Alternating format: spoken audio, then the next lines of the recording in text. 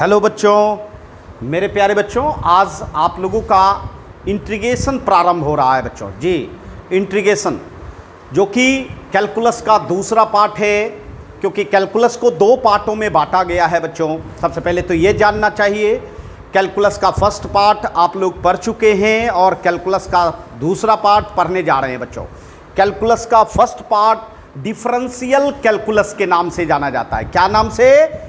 Differential calculus. अर्थात आप लोगों ने फर्स्ट पार्ट में, कैलकुलस के फर्स्ट पार्ट में डिफरेंशिएशन का प्रयोग किया होगा, है ना, और इसीलिए इसको डिफरेंशियल कैलकुलस के नाम से जानते हैं बच्चों। और दूसरा पार्ट जो पढ़ने जा रहे हैं, जो हमारा मकसद है, जिसको कि बिल्कुल आसान बनाएंगे बच्चों, वो है इंटीग्रल कैलकुलस जी। सेकेंड पार्ट का नाम होता है इंटीग्रल कैलकुलस। अर्थात इंटीग्रल कैलकुलस में आपको ये जो देख रहे हो बच्चों, इंटीग्रेशन जी, इंटीग्रेशन, ये इंटीग्रेशन आप लोग पढ़ोगे बच्चों, इसलिए इंटीग्रल कैलकुलस के नाम से जाना जाता है बच्चों। तो चलिए आज स्टार्ट करते हैं और बिल्कुल एकदम आसान बनाते हैं इंटीग्रेशन को, है ना।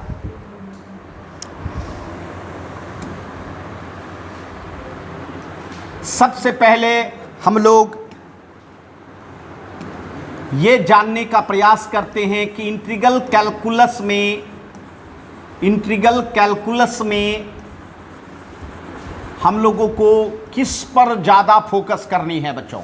तो इंटीग्रल कैलकुलस में सबसे ज़्यादा फोकस हम लोग इंटीग्रेशन पर करते हैं जी। इंटीग्रेशन जिसको कि हम लोग समाकलन कहते हैं, समाकलन, बिल्कुल ये इंटीग्रेशन है बच्चों। अब इसमें हम लोगों को क्या जानना है, क्या समझना है। इंटीग्रेशन बच्चों देखिए, एक्चुअल में इंटीग्रेशन डिफरेंशिएशन का इन्वर्स प्रोसेस होता है बच्चों। इंटीग्रेशन एक प्रोसेस का नाम है, एक मेथड का नाम है, जिसके द्वारा हम लोग किसी भी फंक्शन को बीगर रूप में चेंज करते हैं, मतलब बड़ा फॉर्म बनाते हैं। क्या बनाते हैं? बड़ा फॉर्म बनाते हैं बच्चों, बीगर फॉर्म बनता है ना। और ये इंटीग्रेशन का काम है बच्चों, इंटीग्रेशन का काम। जो आप लोगों ने फर्स्ट पार्ट में पढ़ा होगा कि फंक्शन को अगर स्मॉलर फॉर्म में ले जाना होता है तो हम लोग डिफरेंशिएशन का प्रयोग करते थे। किसका प्रयोग करते थे? डिफरेंशिएशन का। तो अब आप ही बताइए, जरा गौर कीजिएगा, यहाँ फंक्शन को बीगर बनाया जा रहा है, यहाँ फंक्शन को क्या बनाया जा रहा है? स्मॉलर। तो दोनों एक दूसरे का क्या हो गया? इनवर्स हो गया, अपोजिट हो गया बच्चों, है ना। इसीलिए इंटीग्रेशन को हम लोग कह सकते हैं कि इंटीग्रेशन बच्चों इन्वर्स प्रोसेस है। किसका? इन्वर्स प्रोसेस है डेरिवेटिव का। किसका? डेरिवेटिव का। डिफरेंशिएशन का इन्वर्स प्रोसेस हो गया। डेरिवेटिव का क्या हो गया बच्चों? इन्वर्स प्रोसेस हो गया। और इसीलिए इस प्रोसेस के कारण बच्चों इंटीग्रेशन का एक नाम होता है एंटी डेरिवेटिव। क्या नाम होता है बच्चों? हाँ जी, इंटीग्रेशन को देखिए, जैसे किसी के बच्चे का नाम एक छोटू है घर में। क्या है? छोटू है। और जब स्कूल या कॉलेज में एडमिशन करवाता है तो क्या छोटूए रह जाता है? उसका नामांकन दूसरा हो जाता है बच्चों, है ना, नाम दूसरा पड़ जाता है। उसी तरह यहाँ जो है मेरे प्यारे बच्चों, इंटीग्रेशन तो नाम पड़ा ही है, लेकिन इसका काम देखा गया कि भैया डिफरेंशिएशन का जस्ट अपोजिट काम कर रहा है, इन्वर्स काम कर रहा है। इसलिए इसको हम लोग किस नाम से जानेंगे? हाँ, एंटी डेरिवेटिव के नाम से भी जान सकते हैं। अब ये दिखाना चाहते हैं बच्चों, ये देखिए, मान लीजिए कि आपके पास कोई फंक्शन है f(x), ये लीजिए, ये फंक्शन है जिसका डोमेन क्या है? बताइए तो आप लोग, डोमेन किसको कहते हैं? जिस पर फंक्शन डिपेंड करता है, तो फंक्शन का यहाँ डोमेन है एक्स। डोमेन क्या है? एक्स। एक बात हमेशा ध्यान रखिए, या आप डिफरेंशिएशन कर रहे हो तो अपने डोमेन के रिस्पेक्ट में करोगे, या इंटीग्रेशन कर रहे हो तो अपने डोमेन के रिस्पेक्ट में इंटीग्रेशन होगा। इसका मतलब है कि इंटीग्रेशन हो या डिफरेंशिएशन हो, डोमेन के ही रिस्पेक्ट में होता है। तो आइए हम लोग इसको देखिए डिफरेंशिएशन करते हैं, जरा गौर कीजिएगा। इसको कैपिटल एफ एक्स बना लीजिए। क्या बना लीजिए बाबू? Capital F x. ये देखिए, अब बताइए कैपिटल एफ एक्स, ये बड़ा एफ एक्स है ना, और इसको अपने डोमेन के रिस्पेक्ट में डिफरेंशिएट करेंगे। तो जब डोमेन के रिस्पेक्ट में डिफरेंशिएट करेंगे तो क्या मिलेगा? छोटा एफ एक्स। क्या मिलेगा बाबू? छोटा एफ एक्स मिलेगा, स्मॉल एफ एक्स मिलेगा, है ना। और पता है जब इसको हम एफ एक्स को इंटीग्रेट करेंगे, अर्थात एंटी डेरिवेटिव करेंगे, तब क्या मिलेगा? बड़ा एफ एक्स मिलेगा। क्या मिलेगा बाबू? अब देखिए जस्ट अपोजिट हो गया काम कि नहीं? बड़े एफ एक्स को डिफरेंशिएट किए तो छोटे एफ एक्स में कन्वर्ट हो गया, और छोटे एफ एक्स को इंटीग्रेट किए तो क्या हो गया? बड़े एफ एक्स में हो गया बच्चों, है ना।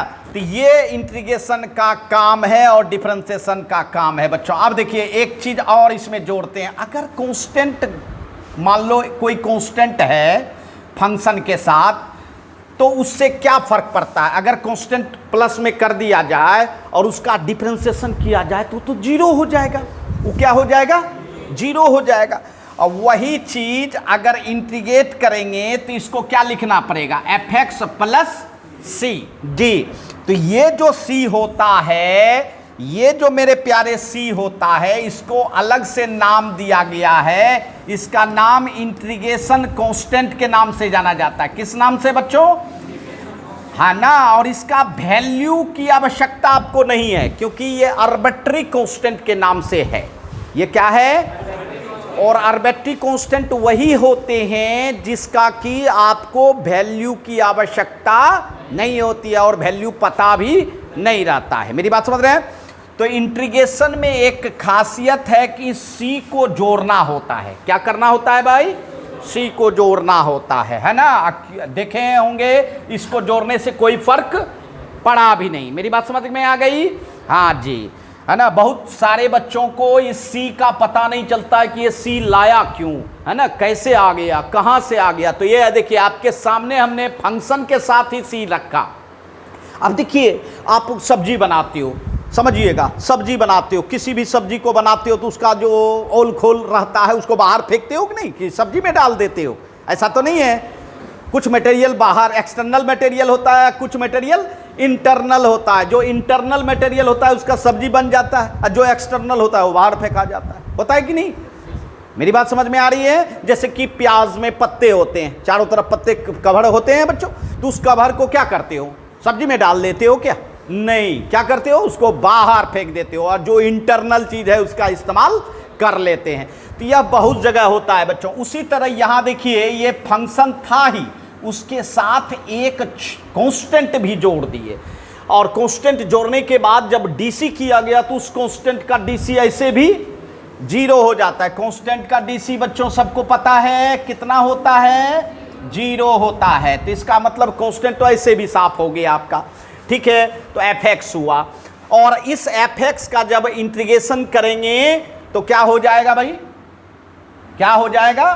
तो कैपिटल एफ एक्स प्लस सी हो जाएगा। तो मेरे प्यारे बच्चों देखिए, यहां देखिए गौर कीजिएगा, इसको अगर लिखना है ये कैपिटल एफ एक्स किस नाम से जाना जाएगा? कैपिटल एफ एक्स को क्या कहा जाएगा? Capital F x is integral of, अगर पढ़िएगा इसको, इंटीग्रल ऑफ किसका? Small F x. Capital F x किसका इंटीग्रल है? छोटी एफ एक्स का। मेरी बात समझ रहे हैं ना? अगर पढ़ना है कि ये क्या निकला, किस नाम से जाना जाएगा, तो क्या पढ़ेंगे? हाँ, capital F x is integral of small F x. Clear है बच्चों? है ना। तो ये सब बातें होती है बच्चों, और इस बातों को ध्यान में रखना होता है। बिल्कुल आसान हो जाता है बच्चों।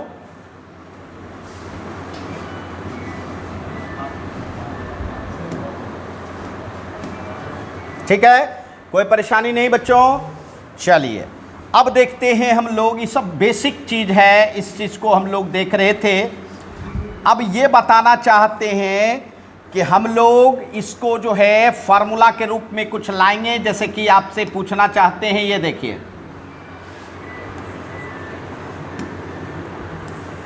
ये देखिए, अगर हम कहें कि साइन एक्स का इंटीग्रेशन, मेरे प्यारे बच्चों, साइन एक्स का डिफरेंशिएशन, साइन एक्स का डिफरेंशिएशन क्या होता है?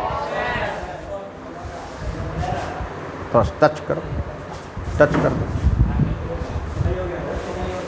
थोड़ा सा टच। साइन एक्स का डेरिवेटिव क्या होता है बच्चों? कॉस एक्स होता है ना। और अगर हम कहें कि साइन एक्स का इंटीग्रेशन, कॉस एक्स का इंटीग्रेशन करेंगे तो क्या होगा? Sine x. समझ रहे हैं? साइन एक्स और प्लस सी जोड़ना चाहते हैं तो जोड़ सकते हैं। अब तो कोई टेंशन नहीं है ना, प्लस सी जोड़ सकते हैं। अच्छा, अब देखिए, फिर देखिए, अगर हम कॉस एक्स का डेरिवेटिव करेंगे बाबू, कॉस एक्स का डेरिवेटिव करेंगे तो क्या मिलेगा? माइनस साइन एक्स मिलेगा, यही नहीं मिलेगा? अब देखिए, माइनस साइन एक्स का इंटीग्रेशन करेंगे तो क्या मिलेगा बाबू? Cos x. क्या मिलेगा? Cos x. Minus sine x का अगर इंटीग्रेशन करेंगे तो क्या मिलेगा?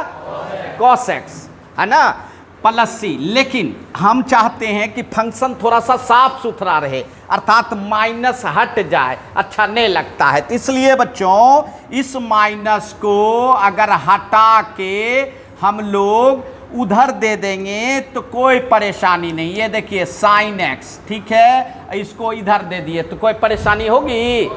काहे नहीं होगी बाबू? तो अगर माइनस कॉस एक्स का डेरिवेशन करेंगे तो क्या मिलेगा?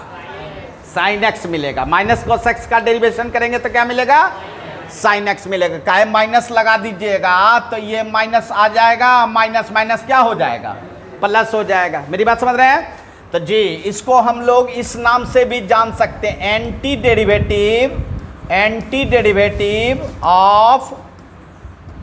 डेरिवेटिव ऑफ किसका? कॉस एक्स इज क्या कह सकते हैं? Sine x. मेरी बात समझ रहे हैं भाषा में? और इसको क्या लिखेंगे? Anti derivative of sine x is क्या कहेंगे? Minus cos x. क्लियर हो रहा है? समझ में आ रही है बच्चों? अच्छा, इसके बाद देखिए, जैसे कि मैं कहूं कि सेक स्क्वायर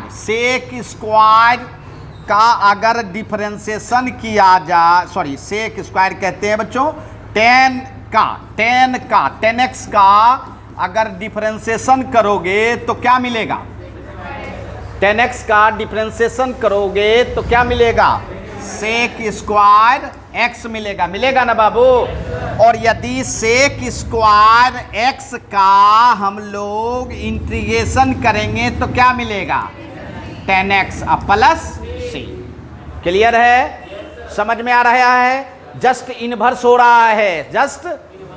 रहा है, अच्छा, चलिए, उसके बाद अगर हम कहें कि रे बाबू कॉटेक्स का क्या होता है? Minus cosec square x derivative होता है बच्चों। अब देखिए, यही माइनस अगर कॉट में छुपा दें, कॉट के पास ले आए तो क्या हो जाएगा? माइनस कॉट एक्स का डेरिवेटिव कॉसेक स्क्वायर एक्स हो जाएगा। तो इस तरह से हम अगर कॉसेक स्क्वायर एक्स का इंटीग्रल करेंगे तो माइनस क्या होगा? कॉट एक्स प्लस सी। मेरी बात समझ में आ रही है? तो जी, इस तरह से हम लोगों का भाषा में भी बदल सकते हैं। Anti derivative of 10x, anti derivative of 10x is क्या कहेंगे बाबू? Sec square x. यहां भी देखिए, anti derivative of cot x is, cot x नहीं बच्चों, cosec square x. Anti derivative of हाँ, यहाँ भी आप उल्टा लिखे हैं बाबू, यहाँ आप उल्टा लिखे हैं। सेक स्क्वायर का ना एंटी डेरिवेटिव हुआ, जो कि क्या आया आपका 10x आया। उसके बाद anti derivative of cosec square x क्या आया माइनस कॉट x। क्लियर है? देखो ध्यान दीजिए। तो ये सब बातें हम लोगों को ये सिखाती है बच्चों कि इंटीग्रेशन बिल्कुल इन्वर्स प्रोसेस है किसका, डिफरेंशिएशन का। तो क्यों ना नाम पड़े एंटी डेरिवेटिव, किसका नाम, इंटीग्रेशन का, है ना। जब उल्टा काम करता है डेरिवेटिव का तो एंटी, है ना जी, इसीलिए एंटी डेरिवेटिव के नाम से जाना जाता है। तो इंटीग्रेशन को दो नाम से जानोगे ना, कौन सा, एक इंटीग्रेशन खुद और दूसरा एंटी डेरिवेटिव। क्लियर है? कोई दिक्कत? चलिए अब चलिए बाबू, अब हम लोग इंटीग्रेशन को जान गए हैं, बट इंटीग्रेशन का क्लासिफिकेशन करेंगे। माय डियर, इंटीग्रेशन को दो पार्ट में बांटा गया है। एक इंटीग्रेशन इंडिफिनिट के नाम से जाना जाता है, इंडिफिनिट इंटीग्रेशन, इंडिफिनिट इंटीग्रेशन, है ना।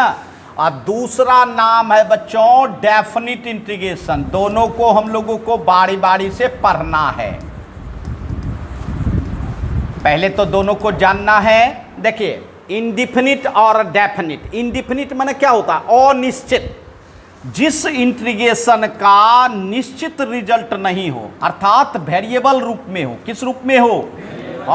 वेरिएबल रूप में हो, है ना, अनिश्चित हो, इंडिफिनिट रूप हो, इंडिफिनिट रूप हो, अर्थात अनिश्चित रूप हो, अनिश्चित रिजल्ट हो, उसको हम लोग क्या नाम देंगे, इंडिफिनिट इंटीग्रेशन। क्या नाम देंगे? हाँ, अब देखिए इसी इंडिफिनिट को, ये देखिए यहाँ भी डेफिनिट बनाने के लिए इंडिफिनिट का ही सहारा लेना पड़ेगा। ये देखिए इंडिफिनिट पहले बन गया, और डेफिनिट बनाना है तो बाउंड्री दे दीजिए, स्टार्टिंग ए और इंड बी। मतलब ये ए से स्टार्ट हो रहा है जिसको लोअर पॉइंट कहा जाएगा, और बी जहाँ तक जाएगा अपर पॉइंट कहलाएगा। तो ये कौन जा रहा है, तो एक्स का मान वेरी कर रहा है फ्रॉम ए टू बी, इसीलिए ए वाले को लोअर, बी वाले को अपर। जहां से शुरू हुआ वो लोअर, जहां तक जाएगा वो अपर। तो ये जो है बच्चों, ये वेरिएबल रूप नहीं देता है, ये कांस्टेंट रिजल्ट देता है। कौन सा रिजल्ट देगा? और कांस्टेंट को हम लोग ये भी समझते हैं बच्चों डिफिनिट रिजल्ट। ये भी समझते हैं कि ये कैसा रिजल्ट देगा, डिफिनिट, मतलब निश्चित रिजल्ट देगा। इसीलिए इसका नाम पड़ गया है डेफिनिट इंटीग्रेशन। क्लियर है?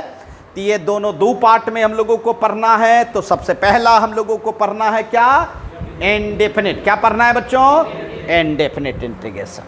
अब देखिए इंडेफिनिट में क्या होगा, स्मॉल एफ एक्स को आपने इंटीग्रेट करके क्या बनाया था, कैपिटल एफ एक्स प्लस सी बनाया था, याद कीजिए। तो आजी ये आपने बनाया था कैपिटल एफ एक्स प्लस सी। ये स्मॉल एफ एक्स का कैपिटल एफ एक्स को क्या कहा जाएगा बताइए? बड़ी एफ एक्स को क्या कहा जाएगा? इंटीग्रल। क्या कहा जाएगा? किसका? छोटी एफ एक्स का। जी, अर्थात ये इंटीग्रल है बच्चों, इंटीग्रल। क्लियर है? छोटी एफ एक्स का बड़ी एफ एक्स कौन हुआ? इंटीग्रल। कैसा रिश्ता है? नहीं जैसे भाई भाई में रिश्ता होता है, चचेरा भाई, मौसेरा भाई, ममेरा भाई, फुफेरा भाई, बहुत सारा भाई होता है। उसी तरह इस छोटी एफ एक्स का बड़ा एफ एक्स हो गया इंटीग्रल। अब बड़ा एफ एक्स का छोटा एफ एक्स क्या हो गया? डिफरेंशियल। क्या हो गया? डिफरेंशियल। क्लियर है ना जी। अब देखिए इसी को हम लोग अगर डेफिनिट में देखें तो देखिए small F x D x. देखिए ये देखिए अपर और लोअर दे दिए। अब देखिए डेफिनिट में क्या होता है बच्चों, बिल्कुल इंडिफिनिट के तरह ही होता है। इसमें capital F X plus c, मतलब इंडिफिनिट के द्वारा इंटीग्रेशन यहां भी होगा, जो यहां हुआ था इंडिफिनिट में वही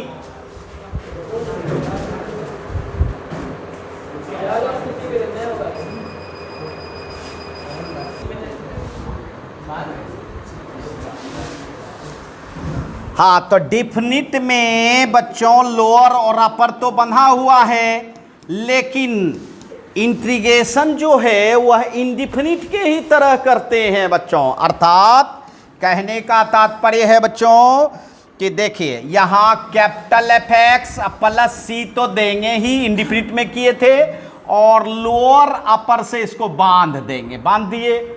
अब क्या करना होता है, अब डिफिनिट का काम है। ये जो x है, इस x के जगह पे पहले अपर लिमिट रखा जाता है, ठीक है, और माइनस दे के तब लोअर लिमिट रखा जाता है x के स्थान पर, क्योंकि x का ही मान होता है a एंड b, है ना, अपर एंड लोअर।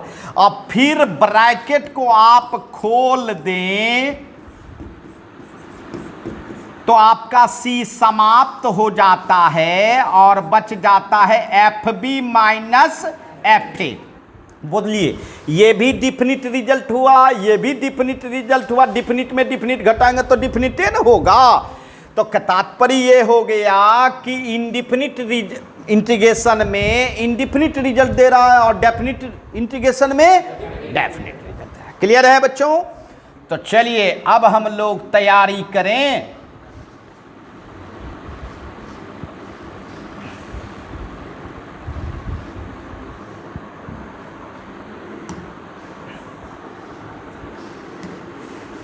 आइए अब हम लोग तैयारी करें बच्चों कुछ स्टैंडर्ड इंटीग्रेशन करने का। इंटीग्रल ऑफ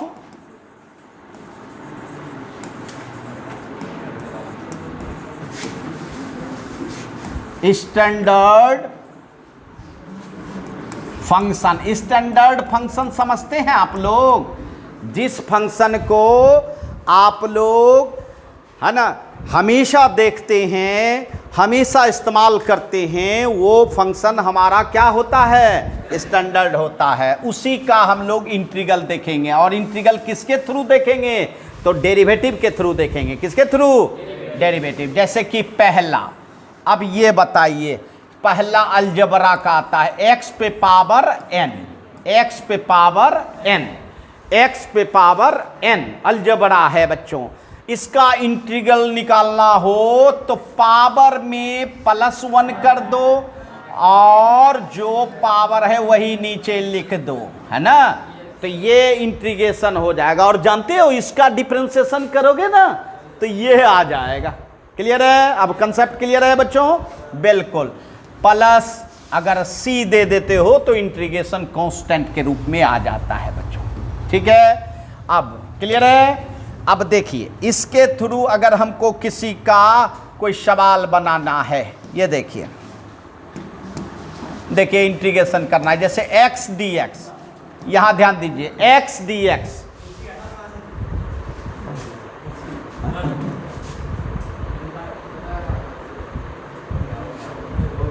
क्या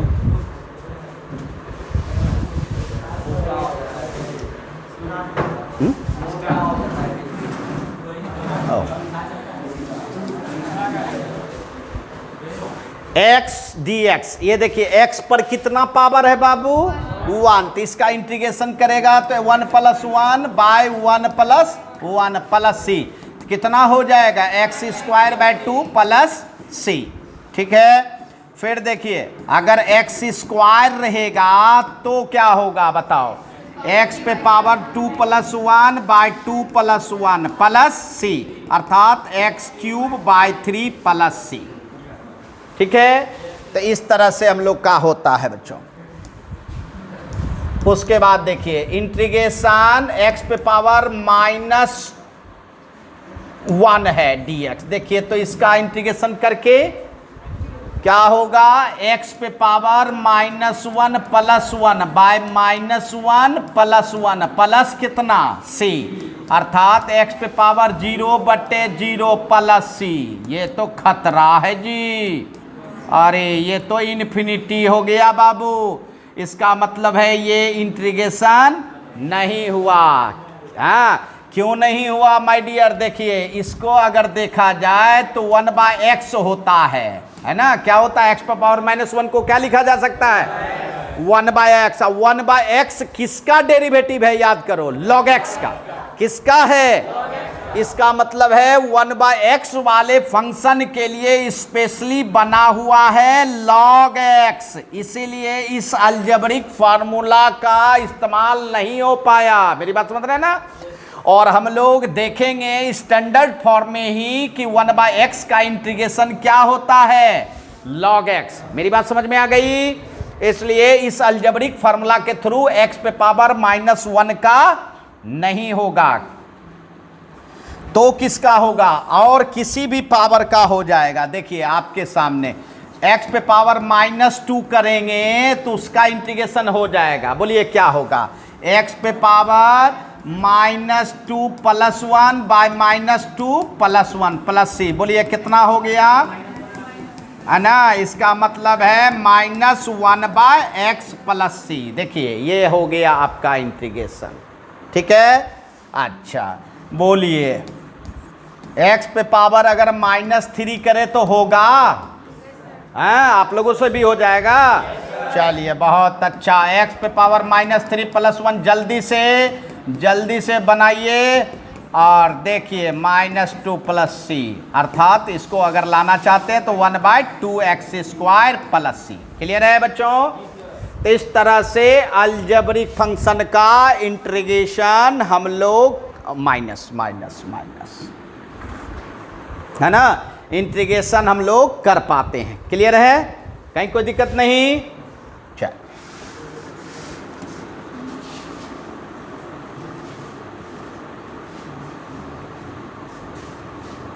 ये पहला हम लोगों का अलजेब्रिक फंक्शन था। आइए हम लोग अब दूसरा देखें, दूसरा अलजेब्रिक फंक्शन के रूप में है। ये देखिए 1/x आ गया। 1/x और थोड़ा बहुत होता है, चिंता नहीं करना है, थोड़ा बहुत होगा ही जी। 1/x का इंटीग्रेशन बाबू log x है ना। कोई कहीं बुक में बच्चों log mod x देता है बाबू। क्यों? क्योंकि देखिए log में ऐसे भी डोमेन जो होते हैं वह 0 से क्या होना चाहिए, बड़ा होना चाहिए, क्योंकि log निगेटिव वैल्यू को अनडिफाइन कर देता है। ठीक है? और पॉजिटिव वैल्यू को ही डिफाइन करता है। इसलिए बच्चों ये x ऑब्वियसली पॉजिटिव होनी चाहिए, तभी इसका इंटीग्रेशन क्या होगा, log x। मेरी बात समझ में आ रही है जी? अगर इसके थ्रू कुछ करना चाहते हैं, जैसे कि हम लोग इसके थ्रू कोई सवाल बनाना चाहते हैं, जैसे 1/x + 1 है, कोई कहेगा इसका इंटीग्रेशन क्या होगा, तो बाबू एक बात जान लीजिए, x में अगर +1 जोड़े तो +1 तो कांस्टेंट ही है ना, तो इसको भी 1/x समझ के आप इसका इंटीग्रेशन क्या कर सकते हैं, log x + 1 + c। मेरी बात समझ में आ रही है? और यदि इंटीग्रेशन 1/x - 1 का करना चाहते हैं तो बोलिए क्या होगा, बोलिए आप लोग, log x - 1 + c। समझ रहे हैं ना? अर्थात छोटे से फंक्शन को हम बड़ा थोड़ा थोड़ा कर सकते हैं, लेकिन वो माइंड से किया जाता है बच्चों।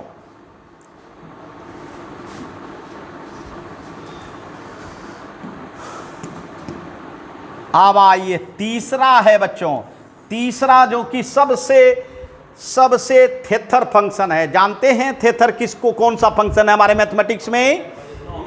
e⁻x। बिल्कुल सही जवाब। e⁻x एक्सपोनेंशियल फंक्शन है, लेकिन यह फंक्शन ऐसे फंक्शन के रूप में माना जाता है कि यह ना बढ़ सकता है ना घट सकता है, इसलिए इसको थेथर फंक्शन हम लोग कहते हैं। और पता है e⁻x का अगर इंटीग्रेशन किया जाए तो क्या होगा, e⁻x + c होगा, है ना, e⁻x + c होगा।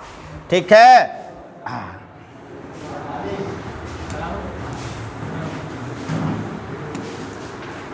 e⁻x + c होगा। ये देखिए अगर आपके पास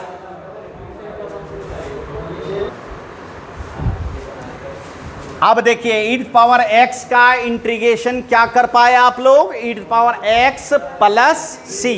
अगर हम इसमें थोड़ा बहुत बढ़ोतरी कर दें, देखो x प्लस 1 कर दें, तो क्या इसका इंटीग्रेशन चेंज हो जाएगा? नहीं भाई, e to power x plus 1 plus क्या हो जाएगा, c।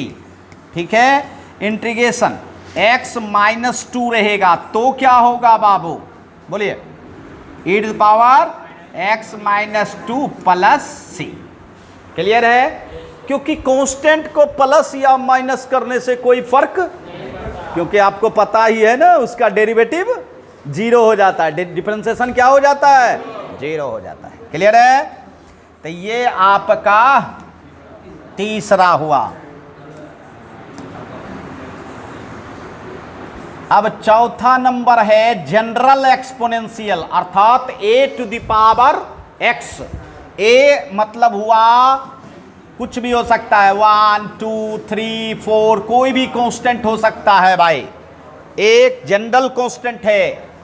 अब वहां a के जगह पे क्या था, e, वहां a के जगह पे क्या था हमारा, e भी तो कांस्टेंट ही है ना। e का मान बच्चों, e का मान कितना होता है, अप्रॉक्स 2.71 होता है, तो यह भी कांस्टेंट ही है, लेकिन ये परमानेंट कांस्टेंट है, फिक्स कांस्टेंट है, यह यूनिवर्सल कांस्टेंट है, ये सब लोग जानते हैं, समझ रहे हैं। इसलिए उसको स्टैंडर्ड एक्सपोनेंशियल फंक्शन कहा जाता है और ये जनरल एक्सपोनेंशियल फंक्शन कहा जाता है। और इसका इंटीग्रेशन करोगे तो e to power x by log a होता है। e टू पावर x का इंटीग्रेशन बाय log a होता है। और अगर इस पर हम क्वेश्चन बनाएं तो देखिए कैसा बनेगा, ये देखिए, अगर कहें 2 पावर x का इंटीग्रेशन करो, अगर कहेंगे 2 पावर x का इंटीग्रेशन करो तो क्या करेगा, 2 power x by log 2 plus c। ठीक है, अगर कहेंगे 5 पावर x का इंटीग्रेशन करो, क्या करेगा, 5 power x by log 5 plus c। Clear है ना, समझ में आ रही है जी। इसका मतलब है अगर कहेंगे 10 पे पावर x का इंटीग्रेशन करो तो क्या करेगा, 10 पे power x by log 10 plus c। तो बच्चों किसी को स्टैंडर्ड मान के उसके थ्रू हम लोग इंटीग्रेशन करते हैं बच्चों, तो ये सब हमारे लिए स्टैंडर्ड चीज है बच्चों।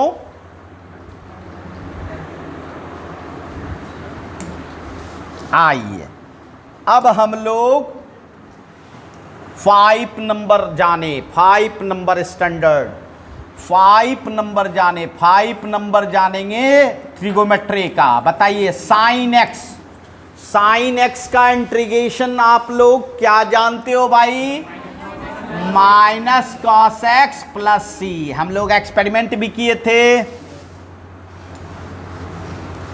6 नंबर बच्चों, कॉस एक्स का क्या होता है, साइन एक्स प्लस सी। क्या होगा, मतलब दिमाग में डाल लो, साइन एक्स के इंटीग्रेशन में माइनस लगता है और कॉस एक्स के इंटीग्रेशन में प्लस लगता है। ठीक है, सातवां, सेक स्क्वायर एक्स का क्या निकाले थे बाबू, 10x प्लस सी, है ना।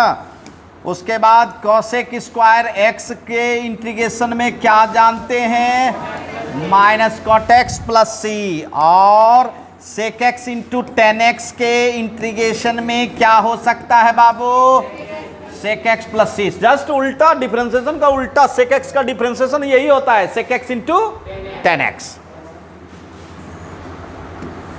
इसके बाद 10 नंबर आता है cosec x into cot x का integration, minus cosec x plus c, है ना। तो ये हमारा 10 आया स्टैंडर्ड फॉर्म अभी तक में।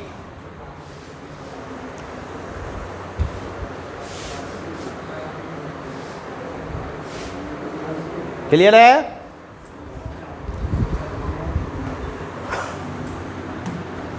आइए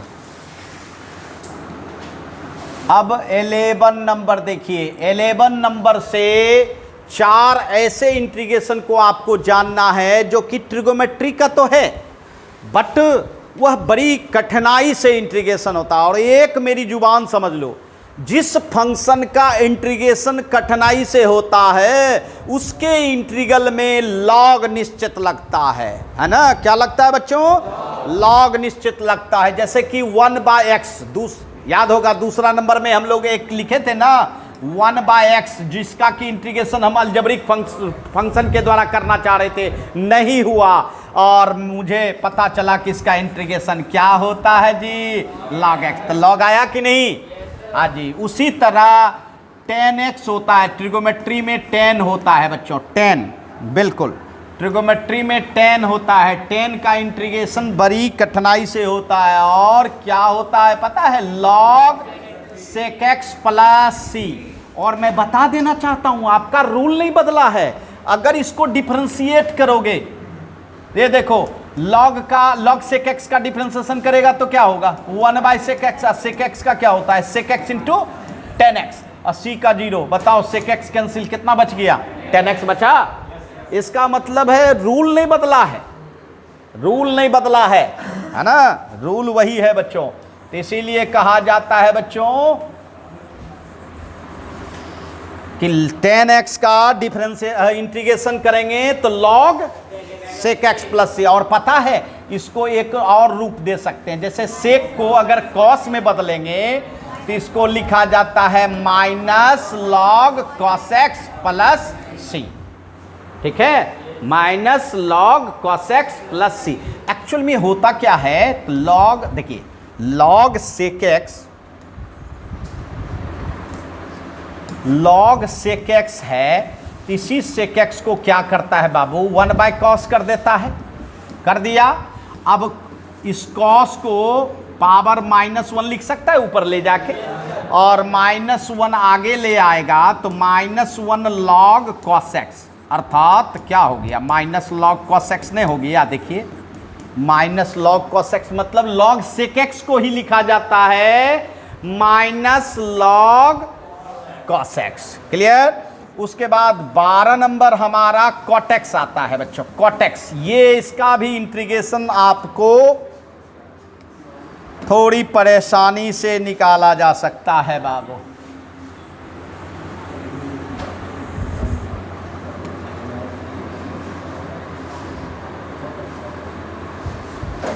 आइए, cot x का इंटीग्रेशन, अब तुम लोग बताओ क्या हो सकता है? तो log, हाँ, sin x प्लस c। अनुमान नहीं लगाना कि इसका log sec x हुआ है तो इसका log cosec x होगा, ऐसा अनुमान नहीं लगाना बाबू।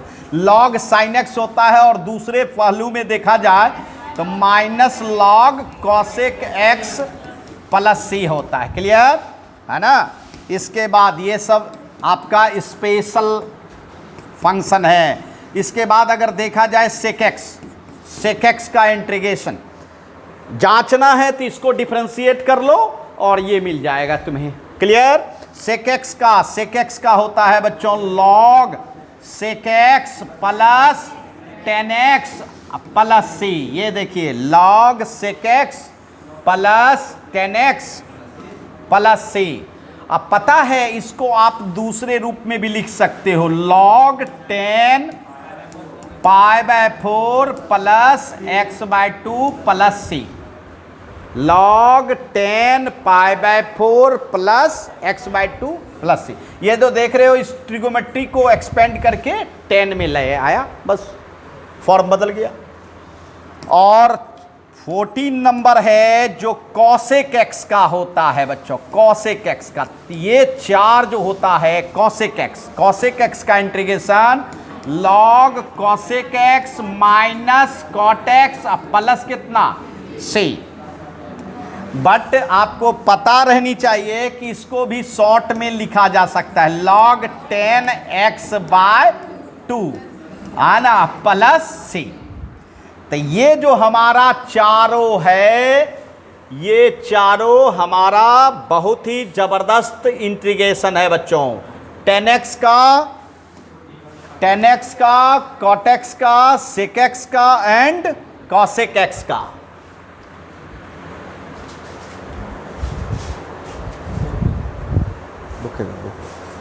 लिख लिए, टच कर दो स्क्रीन को। हाँ तो मेरे प्यारे बच्चों 14 हम लोग देखे। अब चलिए इनवर्स फंक्शन 6 गो बचा है। कितना? 6 इनवर्स फंक्शन है बच्चों। याद कीजिए 1/√1 माइनस एक्स स्क्वायर, ये किसका डेरिवेटिव होता था? Sign inverse x plus c, है ना। वाह क्या बात है। बस उल्टा दिमाग में माइनस लगा दो तो ये किसका हो जाएगा? कॉस इनवर्स एक्स प्लस सी।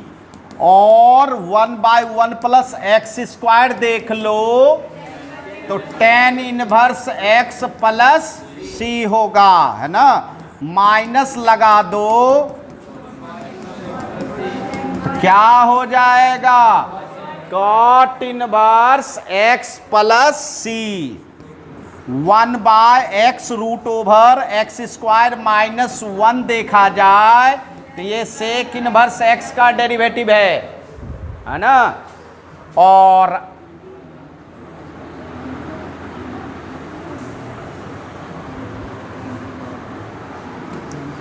ट्वेंटी नंबर है, माइनस लगा दो x√x स्क्वायर माइनस 1 में तो क्या हो जाएगा? Cosec inverse x plus c, है ना। ये 20 स्टैंडर्ड फंक्शन को जानना चाहिए। इस 20 के आधार पर ही हम लोग इंटीग्रेशन किसी भी फंक्शन का कर सकेंगे। जैसे हम लोग महात्मा गांधी को बापू समझते हैं ना बच्चों, तो हम उसी तरह बच्चों इस इंटीग्रेशन में 20 जो हैं फंक्शन उनको बापू समझना है, क्योंकि इसी के आधार पर, है ना, किसी भी फंक्शन का आप क्या कर सकोगे? इंटीग्रेशन कर सकोगे। क्लियर है बच्चों? चलिए अब इस बेस का इस्तेमाल करने के लिए कुछ बेसिक रूल्स जानना चाहिए जो कि इंटीग्रेशन को करने में हेल्प करता है बच्चों। तो आइए हम लोग अब जाने basic rule. Basic rule, fundamental rule भी कह सकते हैं हम लोग। और किसके लिए फंडामेंटल रूल? किसके लिए बाबू? हाँ, इंटीग्रेशन के लिए, है ना। बेसिक रूल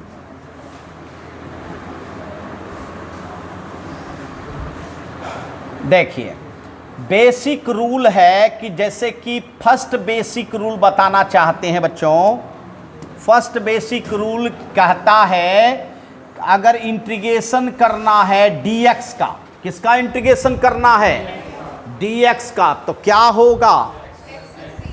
बिल्कुल dx का बड़ा रूप x होता है, क्योंकि x में d लगा है और d लगने से कोई चीज़ छोटा दिखता है बच्चों, तो x प्लस c। लेकिन ये तो मान लीजिए dx का हम बड़ा रूप बोले x, मनगढ़ंत रूप। लेकिन अगर ओरिजिनल में मैथमेटिकल देखा जाए तो इसका एक अलग ही रूप हो जाता है ना। और वो क्या होता है? तो बाबू देखिए, यहाँ कुछ नहीं है तो 1 समझ सकते हैं हम लोग। यहाँ कुछ नहीं है तो क्या समझ सकते हैं? 1। अच्छा, 1 को आप x⁻0 समझ सकते हो क्या? x⁻0 का मान भी तो 1 होता है भाई। और x⁻0 का इंटीग्रेशन करो, x⁻0 + 1/0 + 1, क्या बोलते हो? तो 0 + 1 1/1 प्लस c, क्या हो जाएगा भाई? x plus c. देखिए आपके सामने x प्लस सी हो गया अकॉर्डिंग टू मैथमेटिकली, है ना। लेकिन यहाँ जो है हम लोग देखिए बच्चों, कहीं भी आप अगर ऐसा करना चाहेंगे तो इतना परेशान होने की बात नहीं। जैसे d sin x है, समझिएगा, एक बार बोर्ड में आया हुआ था क्वेश्चन कि d sin x, बच्चे sin x का इंटीग्रेशन कर दिए माइनस cos x। नहीं बाबू, यहाँ d का इंटीग्रेशन हो रहा है तो यहाँ लिखना है sin x प्लस c। यहाँ sin का इंटीग्रेशन नहीं हो रहा है, यहाँ d का इंटीग्रेशन हो रहा है। किसका? d का। उसके बाद अगर डी कॉस एक्स भी लिखा रहे तो क्या हो जाएगा बताओ? हाँ जी, कॉस एक्स प्लस सी। यही सब चीज बेसिक सिखाता है बच्चों, है ना जी। यहां अगर सेक स्क्वायर लिखा रहे तो क्या करिएगा? 10x बोलिएगा? नहीं बाबू, सेक स्क्वायर एक्स प्लस सी। मेरी बात समझ में आ रही है? समझ में आ रही है? तो इस तरह से हम लोगों का पहला बेसिक बताया जा रहा है कि भैया ये सब हो सकता है, ऐसा कर सकते हैं, है ना। जरा सा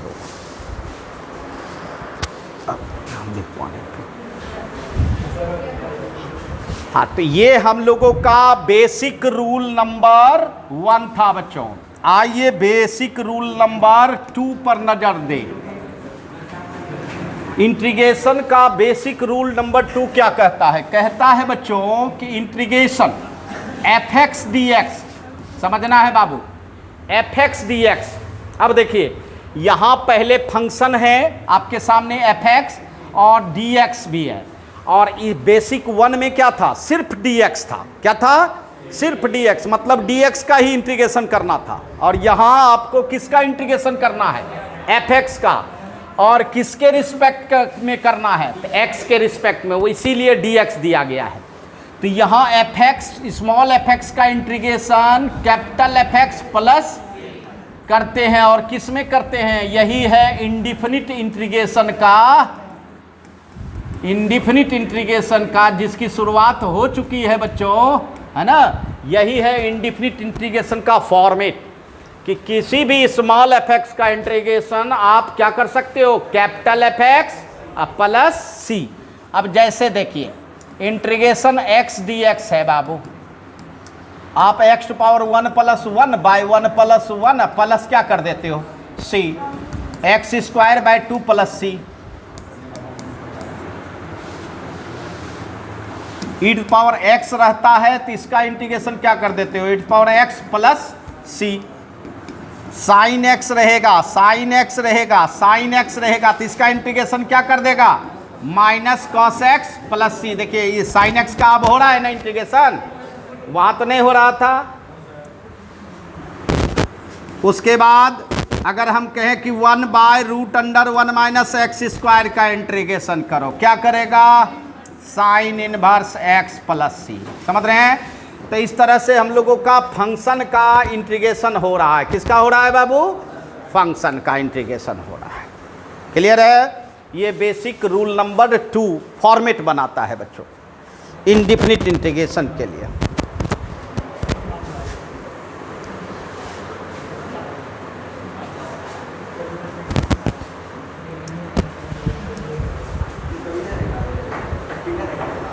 चलिए अब हम लोग बेसिक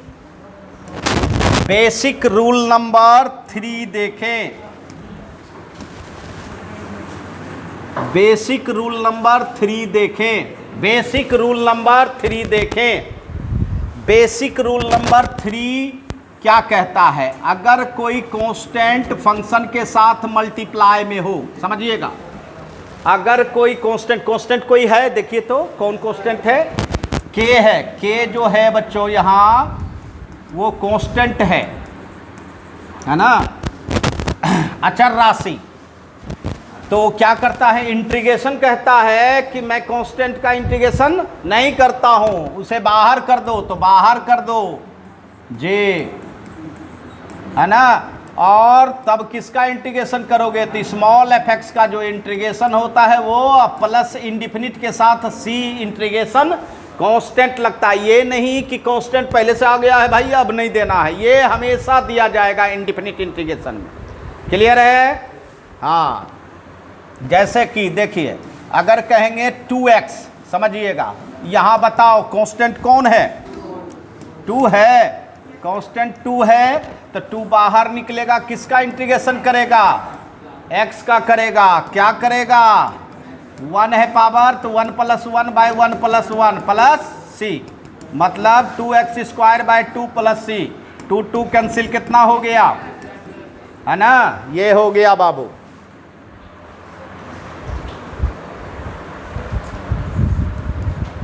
अगर 3 साइन एक्स है, ये देखिए कांस्टेंट कौन है? 3 है तो क्या करना होगा, 3 बाहर करना होगा, साइन एक्स का इंटीग्रेशन करोगे। बोलिए साइन एक्स का इंटीग्रेशन क्या होता है, इसका मतलब क्या हो गया, -3 cos x प्लस सी। तो इस तरह से कांस्टेंट अगर मल्टीप्लाई में हो फंक्शन के तो वो क्या होता है, बाहर निकल जाता है।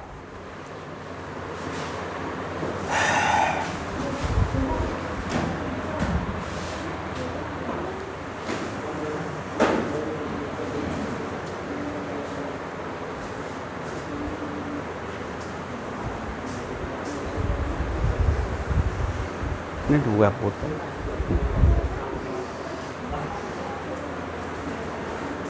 धन्यवाद। हम लोगों पे भी असर पड़ता है, अब पढ़वे नहीं करता। आइए बेसिक 3 समझ गए होंगे तो बेसिक 4 देखिए। बेसिक 4 क्या कहना चाहता है, बेसिक 4 अभी कांस्टेंट बाहर में था बच्चों। अब देखिए कांस्टेंट अगर डोमेन के साथ मल्टीप्लाई हो जाए, समझिएगा किसके साथ, डोमेन के साथ मल्टीप्लाई हो जाए, मतलब के एक्स, यहाँ देखिए के मल्टीप्लाई में है ना एक्स में के, तो इसमें जो है इंटीग्रेशन क्या होता है, तो इंटीग्रेशन किया जाता है बच्चों और डिवाइड किया जाता है डेरिवेटिव ऑफ डोमेन। ये देखो डेरिवेटिव ऑफ डोमेन प्लस सी,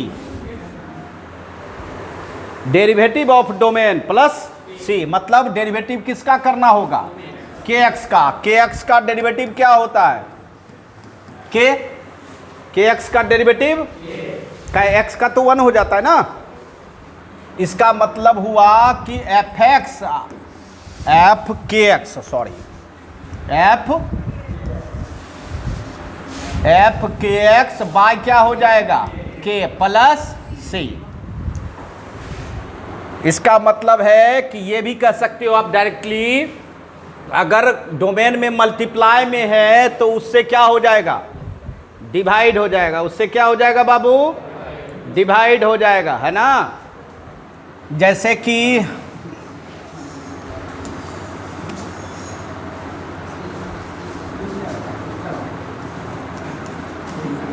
जैसे देखिए आप लोग देखे होंगे साइन एक्स का इंटीग्रेशन, साइन एक्स का इंटीग्रेशन क्या होता है,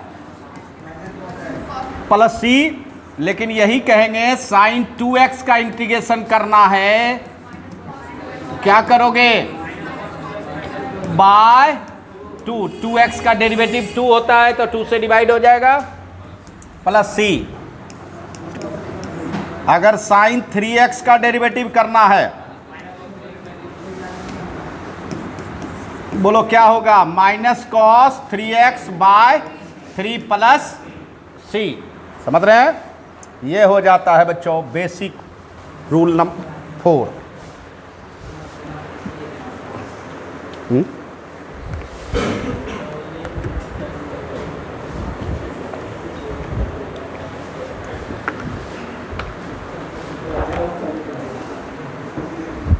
क्लियर है बच्चों।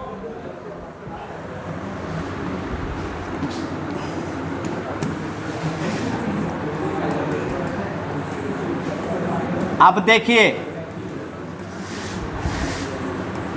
डोमेन में कांस्टेंट से मल्टीप्लाई भी करेंगे और डोमेन में कांस्टेंट से प्लस और माइनस करेंगे। क्या करेंगे, हाँ अब बताइए, यहां भी तो वही होगा, कैपिटल एफ एक्स के एक्स प्लस माइनस एम और डेरिवेटिव ऑफ किसका, बताओ डोमेन क्या है यहां,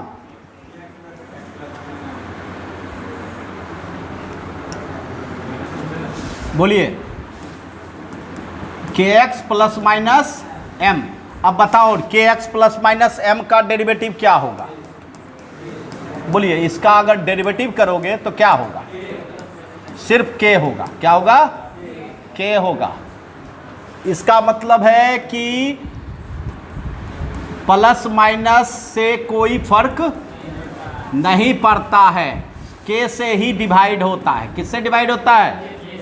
के से ही। जैसे कि हम बताना चाहेंगे साइन 2x प्लस 1 है, इसका इंटीग्रेशन करना चाहते हो, क्या होगा?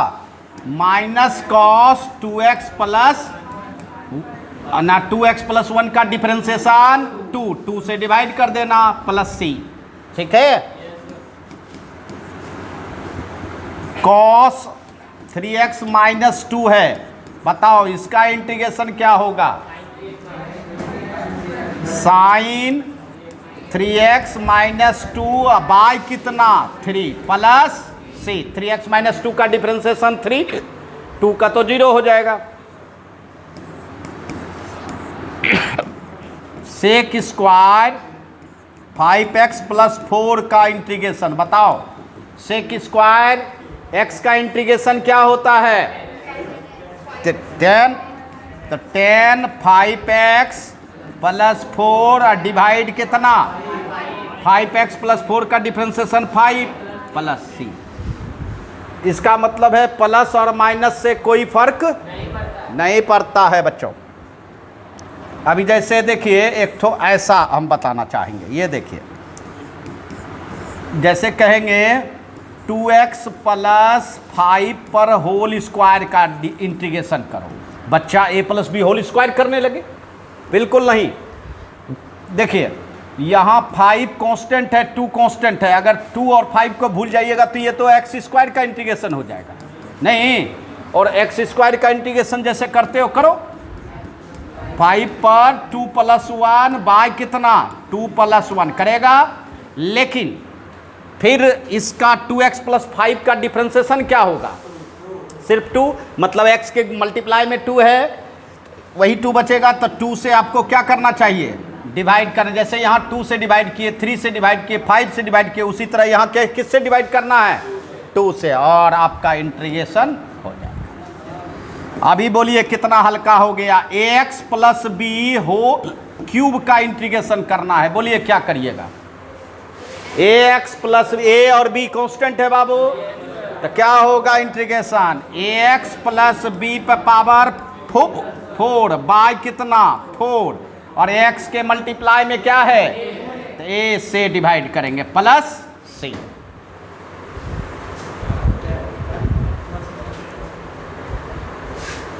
ठीक है बच्चों?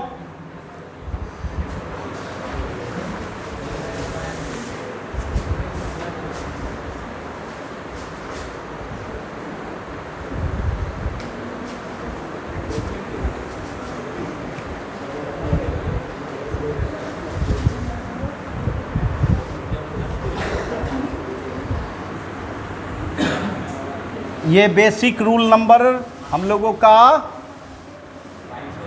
5 नंबर था। क्या था? 5 नंबर था बच्चों। आइए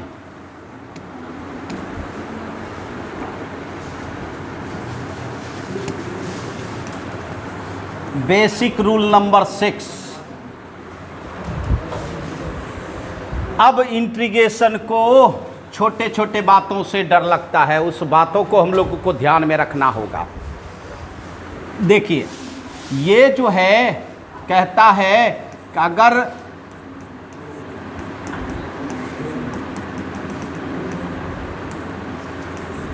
एक से ज़्यादा फंक्शन हो, मोर देन 1 फंक्शन हो, और प्लस और माइनस में हो, तो आप इसको क्या कर सकते हो? सेपरेटली इंडिविजुअल इसका इंटीग्रेशन कर सकते हो, है ना। जैसे कि मैं बताना चाहूँगा x प्लस 1 है, बताओ इसमें कितने फंक्शन हैं? 2 फंक्शन हैं, दोनों को अलग कर दो। x का इंटीग्रेशन प्लस 1 का इंटीग्रेशन, x का x²/2 हो जाएगा, और बेसिक रूल नंबर 1 में 1 का इंटीग्रेशन क्या बोला गया था? x plus c। x² minus 3x plus 2 है। ये देखिए कितने फंक्शन हैं? 3 फंक्शन हैं। x² का इंटीग्रेशन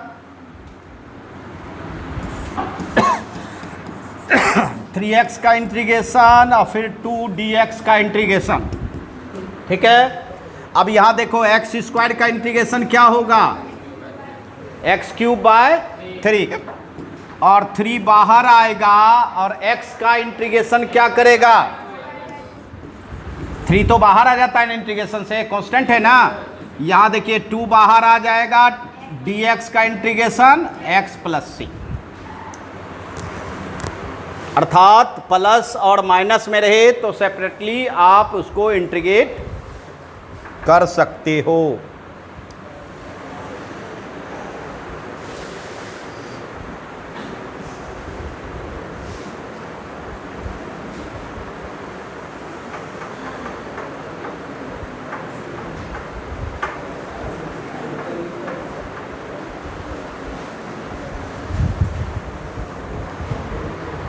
ठीक है, चलिए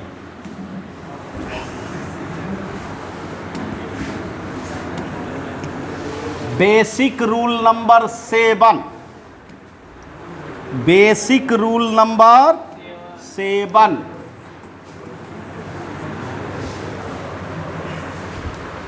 यह रूल नंबर प्रोडक्ट वाले फंक्शन के लिए है, u मल्टीप्लाई v। देखिए ऐसा करो, fx मल्टीप्लाई gx। ये देखिए अगर फंक्शन में मल्टीप्लिकेशन है दो फंक्शनों का तो सबसे पहले मल्टीप्लिकेशन कर डालो, क्योंकि इंटीग्रेशन को मल्टीप्लिकेशन गवारा नहीं है। इंटीग्रेशन को मल्टीप्लिकेशन वाले फंक्शन अच्छा नहीं लगते हैं बच्चों। अच्छे लगने के लिए इस मल्टीप्लिकेशन को सिंप्लीफाई करके प्लस और माइनस में ले आइए और तब जाके आप इसका इंडिविजुअल इंटीग्रेशन कर पाइएगा जी। अर्थात इसको आप सिंप्लीफाई करके ट्रांसफ़र कर लीजिए रूप को। जैसे कि मैं बताना चाहूँगा इंटीग्रेशन x इंटू x+1 है। देखिए x इंटू x+1 है, दो फंक्शन है, एक x है और दूसरा फंक्शन, दोनों के बीच ऑपरेशन क्या है, मल्टीप्लाई का है। तो सबसे पहले आप मल्टीप्लाई कर डालो, x गुना x² और x। अब इसका इंटीग्रेशन करो, x² का इंटीग्रेशन प्लस x का इंटीग्रेशन। x² का इंटीग्रेशन क्या होगा बाबू, x³/3 और x का इंटीग्रेशन 2+c। यही कहता है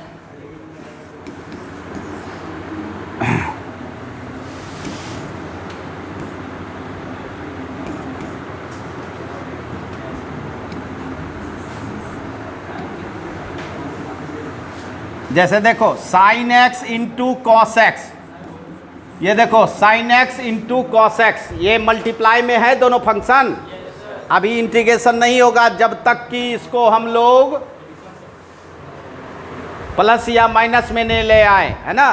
तो बच्चों ये तो अलजबरा है नहीं जो सिंप्लीफाई से होगा, ये फार्मूला से होगा। तो आपको करना क्या होगा, यहाँ 2 से मल्टीप्लाई करनी होगी और 2 से डिवाइड करनी होगी, जिससे इसका मल्टीप्लिकेशन पूरा हो सके।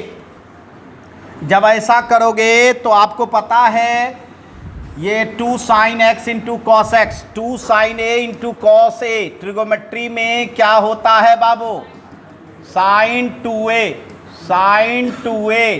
तो इसका मतलब है ये sin 2x हो जाएगा, बाय कितना होगा 2। नीचे वाला जो कांस्टेंट है बाबू वह बाहर निकल जाएगा, अर्थात 1/2 क्या रह जाएगा, sin 2x। अब बताओ sin 2x सिंगल फंक्शन हो चुका है, क्या आप इसका इंटीग्रेशन कर सकोगे। sin 2x का क्या होता है, -cos 2x बाय कितना 2+c। इसका तात्पर्य है -cos 2x बाय कितना 4+c हो जाएगा बच्चों।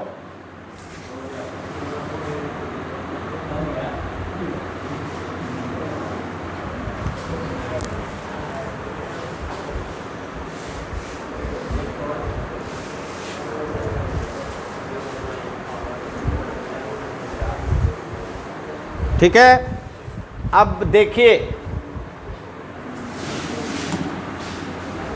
देखिए आपके सामने बच्चों बेसिक रूल नंबर 8 आ रहा है। बेसिक रूल नंबर 8 अर्थात पहला मल्टीप्लिकेशन से डर लगा इंटीग्रेशन को, अब डिवीजन से डर लगेगा। जी fx बाय gx, ये जो डिवीजन में फंक्शन है बच्चों, इसको आप इंटीग्रेशन नहीं कर सकते हो। इसको जब तक डिवीजन कर नहीं डालो इंटीग्रेशन नहीं होगा। इसलिए डिवीजन करके इसको प्लस और माइनस में लाने का प्रयास करो, और ये सिंप्लीफिकेशन से होगा, फार्मूला से होगा, जिससे भी हो, लेकिन करना है, तभी आप इसका इंडिविजुअल इंटीग्रेशन कर पाओगे। मतलब डिवीजन वाले फंक्शन से भी इंटीग्रेशन को डर लगता है, और उस डर को हटाने का एक ही जरिया है, उसको प्लस माइनस में कन्वर्ट कर लो। जैसे कि इंटीग्रेशन x प्लस 1/x है, देखो डिवीजन है, ये देखो x प्लस 1 ऊपर फंक्शन है, नीचे में फंक्शन क्या है x है, इसको पहले डिवीजन कर डालो। चलो x जो है दोनों को बंटवारा कर दो, ये देखो बंटवारा करेगा तो ये 1 और ये 1/x, अब प्लस में आ गया तो दोनों को अलग अलग करके इंटीग्रेशन कर सकते हो। 1 का इंटीग्रेशन x और 1/x का इंटीग्रेशन बाबू log x प्लस कितना c, ये देखिए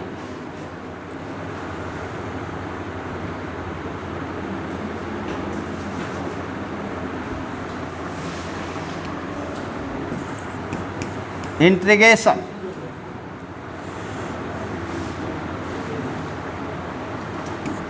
ये देखो x cube minus x square plus x plus minus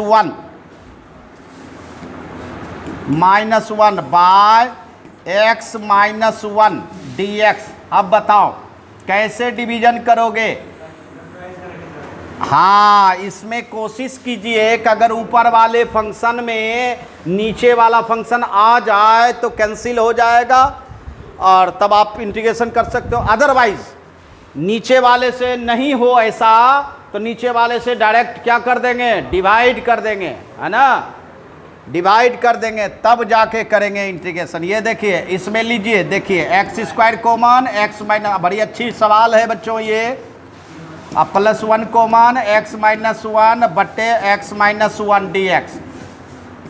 बताओ एक्स माइनस 1 कॉमन लिए, x square plus 1 by x minus 1। देखिए नीचे वाला फंक्शन आ चुका है, नीचे वाला बाबू फंक्शन आ चुका है, तो निश्चित ये और ये कैंसिल हो जाएगा। एक्स स्क्वायर प्लस 1 dx, देखिए प्लस में आ गया। अब आप आराम से इसका इंटीग्रेशन कर सकते हो।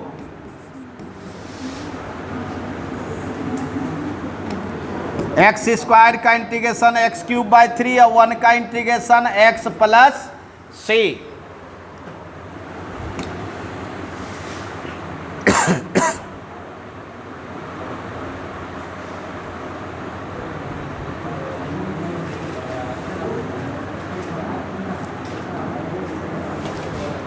क्लियर है।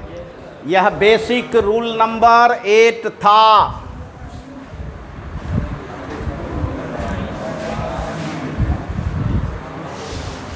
अब देखिए अंतिम रूल नंबर है बेसिक 9 नंबर। एक और चीज से डर लगा, दो चीज से डर लगा, एक मल्टीप्लाई से, दूसरा डिवीजन से। अब तीसरा जो है वह पावर से डरता है, पावर से। ये देखिए पावर रहे तो पावर से भी डर लगता है। किससे डर लगता है बाबू, पावर से।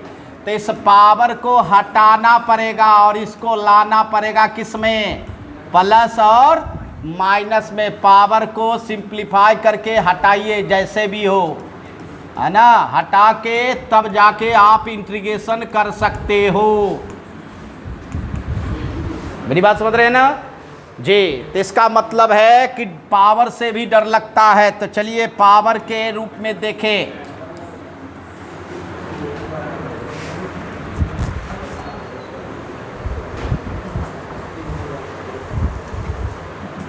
जैसे लिखे रूट एक्स प्लस 1/√x पर होल स्क्वायर। ये देखिए रूट एक्स प्लस 1/√x पर होल स्क्वायर। तो सबसे पहला काम है पावर को रिप्लेस करना, तभी इंटीग्रेशन होगा, क्योंकि ये सिंपल फंक्शन तो है नहीं। आप बोलिए a plus b whole square आप तोड़ सकते हैं, a square plus b square plus 2ab। ठीक है, अब बताइए रूट एक्स पर स्क्वायर एक्स और 1/√x पर स्क्वायर 1/x, और ये रूट एक्स कैंसिल 2। बोलिए प्लस में आ गया तीनों फंक्शन। अब तीनों को इंडिविजुअल कर सकते हैं, 1/x का इंटीग्रेशन और 2 का इंटीग्रेशन। बताइए बच्चों, x का integration x²/2, very good. 1/x का इंटीग्रेशन log x और 2 का इंटीग्रेशन 2x प्लस c। देखिए तो पावर रहे तो पावर को रिप्लेस करना पड़ेगा, तभी इंटीग्रेशन होगा। जैसे देखिए एक ट्रिगोमेट्री का दिखाते हैं। ये देखिए इंटीग्रेशन साइन स्क्वायर एक्स। ये देखिए साइन एक्स का इंटीग्रेशन होता है, बट साइन स्क्वायर का इंटीग्रेशन नहीं होता है। इसके लिए पावर हटाना होगा। तो पता है पावर कैसे हटेगा? तो ट्रिगोमेट्री में आप लोगों ने पढ़ा होगा साइन स्क्वायर a बराबर 1 - cos 2a/2 होता है। तो हम लोग इसके द्वारा हटा सकते हैं पावर 1 - cos 2x/2। ये देखिए पावर हट गया, पावर हट गया, स्क्वायर हट गया। हटा कि नहीं हटा? जे स्क्वायर हट गया। अब बताइए 1/2 बाहर, 1 - cos 2x dx। अब बताइए, अब इंडिविजुअल आप कर सकते हो। 1 का इंटीग्रेशन करोगे, फिर cos 2x का इंटीग्रेशन करोगे।